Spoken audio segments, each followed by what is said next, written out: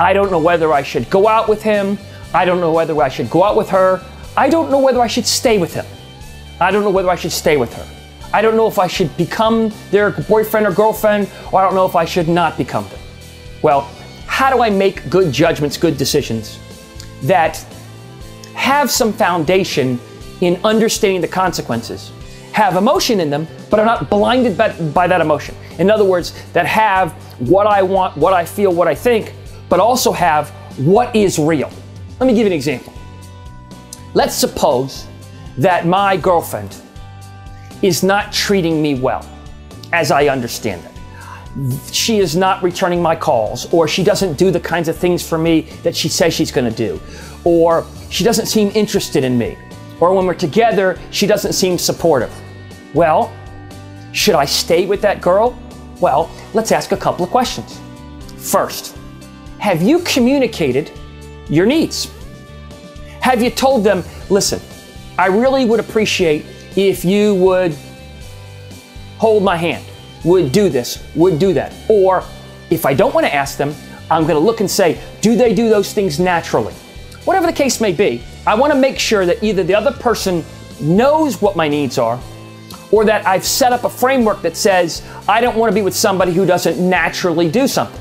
Now understand, the concept of, I don't want to tell them, I want them to understand on their own, is somewhat delusional in the sense that if I don't share with someone what my needs are, whether it's in a relationship, professionally, personally, sometimes I can't know whether or not they really would perform it. Maybe I will tell them that I really need this kind of attention, or I really need them to write me when they finish something, or I really need them to call me back when they get home because it makes me feel good.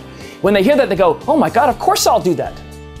So if I would have assumed for the moment that it had to have come naturally, and if I tell them, they're going to think that now they're doing it because I told them, that's a self-fulfilling defeatist prophecy.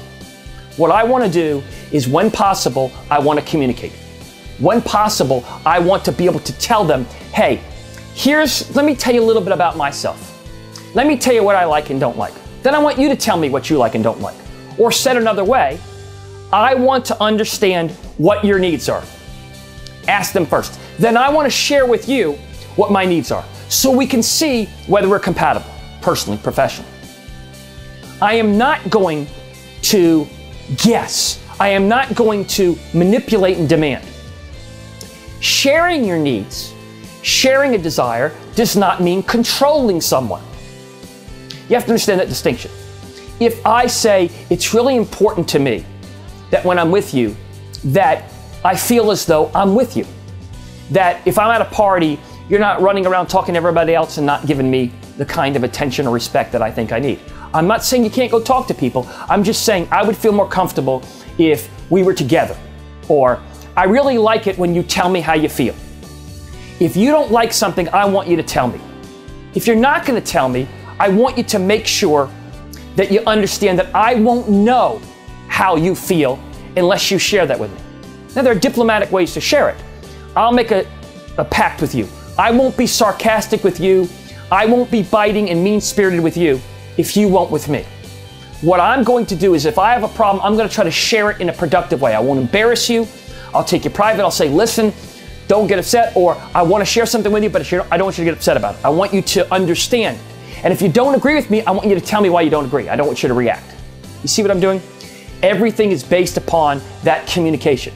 When I started this discussion about what decision I'm going to make, I got to the resolution of the first thing I'm going to have to do ultimately is to develop some sort of communication scheme so that I understand that the decisions I make are based on evidence. They're based on a reasonable belief that that person wasn't satisfying that need, that that person didn't recognize that I wanted that, or did recognize I wanted it and didn't provide it. So you see what I'm doing? What I did was I started with a question of whether I should stay with someone, whether I should be with someone, whether I should make a decision regarding a relationship. And now I've moved over to, well, in order to get to there, I got to make sure I have a good communication forum, that we're talking so that I can understand whether I'm making a decision based on actual facts or assumptions. And that's important in any decision-making process to make sure that you have a good understanding of what the communication is. What are the facts? I want to make sure my decision is based upon, something thoughtful. You ever make a decision sometimes and say something, then you find out that the person really never meant that, and you feel terrible, or they feel terrible, or you're both, or neither of you are angry, whatever the case may be. Why shouldn't I find out? Make sure, hey, listen, you didn't do this, or did I express to you that it's important for me that you call me when you get home? Maybe I didn't express that well enough. It's important to me because it makes me feel comfortable. I don't want to worry about you. Is that okay with you? Is that something that you think would be fair in a relationship? If they say no, it tells you something. If they say yes, it tells you something. If the way in which they tell you, of course I'll call you, or do I really need to do that? Then that gives you information. Okay, that person really doesn't want to do that. Was that something that is so important to me that I can't live without it? Is it something that I think is at the core of what I need? So if I'm personally in a relationship, I can tell you I want to be appreciated in a relationship. I do. I want the person to appreciate me for who I am. I want them to appreciate what I give to them. I want them to feel as though I'm contributing to their lives. Well, how do I know that? Well, in some ways, I can see it. But in other ways, I need them to give me feedback. Hey, thanks very much for giving me that gift. Thank you for supporting me here. Thank you for communicating that. You see, so for me, it's important in my relationships, professionally and personally, that the person understand that a need of mine is I'm going to make a commitment to you. I want to make sure that I'm appreciated for that commitment. The way you can show me that commitment or that appreciation is X. There's nothing wrong with doing that. It's actually very productive. If this person doesn't respond or forgets, it may tell you something about them. What is their priority? So when I make a decision as to whether I want to stay in that relationship, I'll then have good data. They can't say, well, I didn't know that. They can't say I wasn't aware. They can't say things like that because you are communicating that. And don't assume that people know what you feel and know what you think. Sometimes it's important to communicate. And how about the person who won't communicate? Well, if they don't want to communicate, there's only two routes to take. Route number one, find out why they won't communicate. Route number two, get out of that situation. Because communication is at the foundation of happiness, is at the foundation of good relationships. You can't some way telekinetically have a relationship. You have to have healthy communication in whatever way that is. Might be writing, might be oral, might be the nonverbal, the way you touch, the way you smile.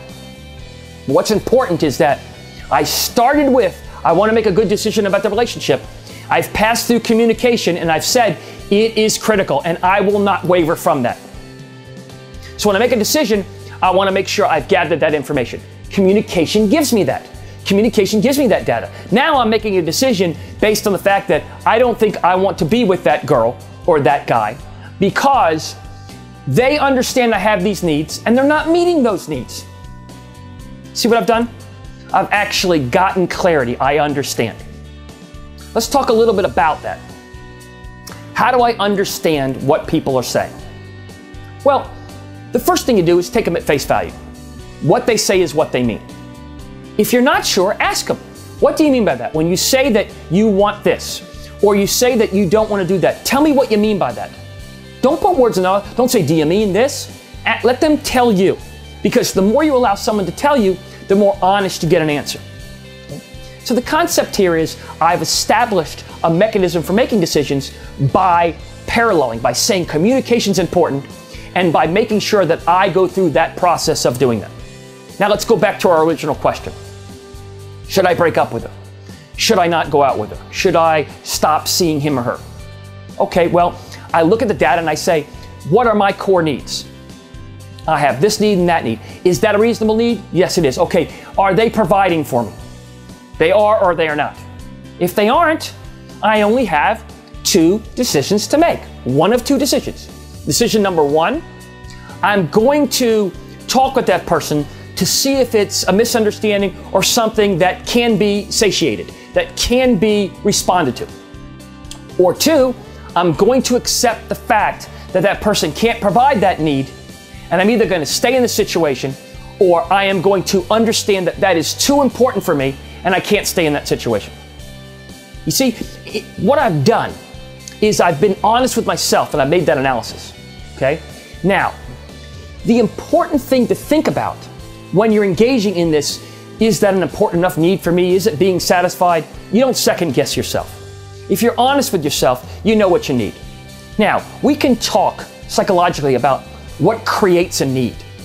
And we could drill down into, well, why do you have that need to be appreciated? Or why do you have that need to be told that they love you? Or why do you have that need? But what's more important is to think about, in your mind, why do you think you have that need?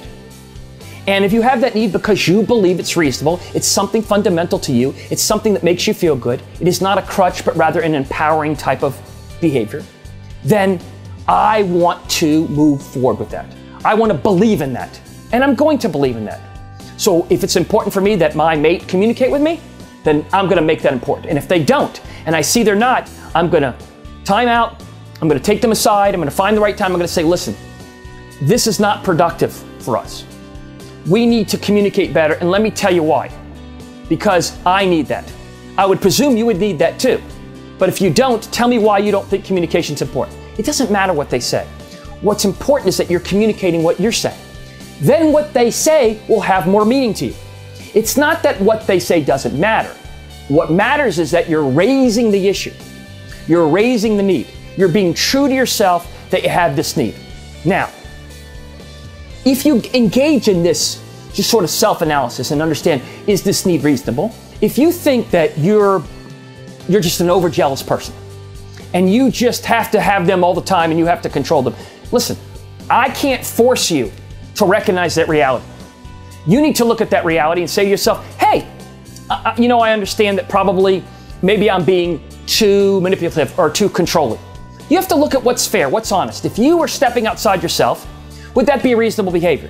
Listen, if it's not a reasonable behavior, that doesn't mean that you're a terrible person. It just means you're being honest with yourself and you're saying to yourself, hey, you know what? Perhaps I am being a bit controlling. I need to think about that. Perhaps I need to work on that, okay? And I'm gonna start here. Or perhaps I'm having difficulty with understanding how to cope with that, so I'm gonna go get help. I'm gonna talk to a friend, I'm gonna talk to my mate, I'm gonna talk to a professional and try to find the answers to how I can better assess that. I'm not going to do it with some sort of stamp on myself that I'm less of a person because now I want more attention or now I think I'm too. I'm just going to say to myself, okay, I'm controlling, or okay, I recognize because evidence has been provided to me that shows that maybe that's something I need to change. Now, changing it may be something of just a recognition. Hey, there's nothing that can't be corrected. There's nothing that can't be altered because I think it's good to change. Or two, it can be something that says, hey, I need to find out why I feel that way. You're not ready to commit to a relationship. The other person's a great person. They seem like they're on top of things, but you're gun shy. Why? Because you had a terrible relationship before and the person screwed you or lied to you or did whatever they did that was improper. Okay? And now you don't want that to happen again, so you deprive yourself of the possibility of another relationship. Or you delay unnecessarily. Notice I use the word unnecessarily. Delay is not bad if you need time. The important thing is to understand, do I really need time? If I do, then I take my time. If I'm creating that as a hurdle to avoid being hurt, I don't really have a relationship. Relationship's built on trust. It's built on giving. It's built on you being a part of them, them being a part of you, whether that's professionally or personally. When I commit to a job in business, if I'm practicing law at a law firm, if I'm giving a speech, if I'm working on a management project, if I'm helping a CEO, I commit to them. I commit to it. I give all of myself to it. I don't hold back and have hedges and say, well, last time that person didn't treat me right or didn't pay me, so this time I'm going to be more gun shy. That's not to say I'm not going to learn from my experiences. That's not to say that I'm not going to make the same mistakes. What it's saying is that I'm going to pay attention, that I'm going to recognize that I might have a tendency to do this, and I'm just going to pay attention to that. I'm going to make sure I try to balance the difference between not making the same mistake and not even making a decision because of the fear of not making the same mistake. So I think you understand. I think what you're getting out of this is an understanding that when we communicate, when we establish lines of communication that help us to understand each other. We produce a better way to make a decision about a relationship.